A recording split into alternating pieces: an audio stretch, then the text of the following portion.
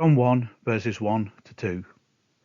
In the beginning was the Word, and the Word was with God, and the Word was God. He was in the beginning with God. We cannot comprehend eternity.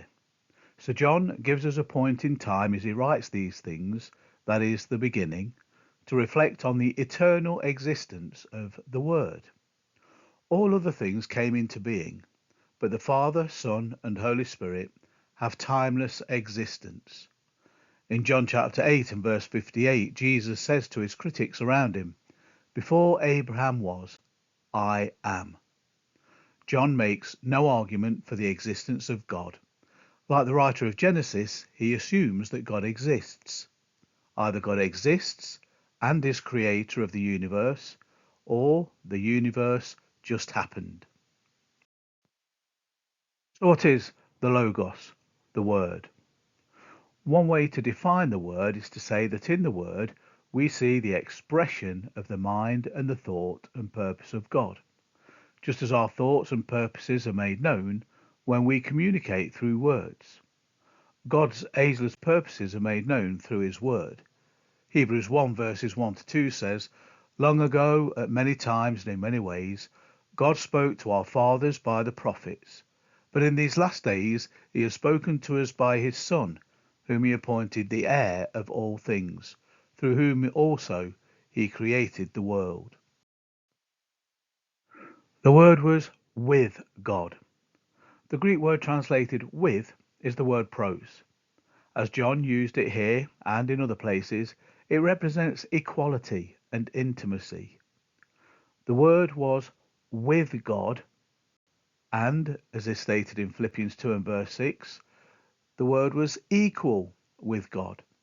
So being with God is talking about being equal with God. The same Greek word pros is used in 1 John chapter 2 and verse 1. We have an advocate with the Father. That is, someone who is face to face with the Father, speaking on our behalf. And the Word was God. There are groups that would claim Jesus is a God, as though he's been created by God.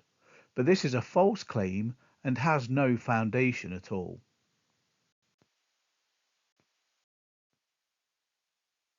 The Word, or as it is in the Greek, the Logos, is of the very essence and nature of God. As the writer of Hebrews expresses it, the fullness of his glory and the very image of his substance, in Hebrews 1 and verse 3.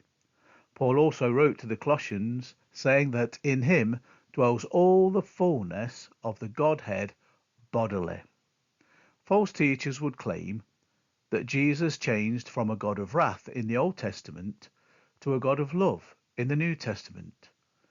Nothing could be more foreign to the entire Bible. God has always been, and still is, a merciful, graceful, and loving God.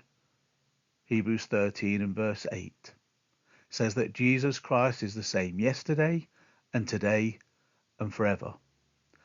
This is clearly demonstrated in the Word, the Logos, that is, Jesus the Creator coming into the world to save his creation who had become sinners.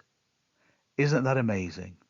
The Creator of the universe would come down to earth to live as a human among us.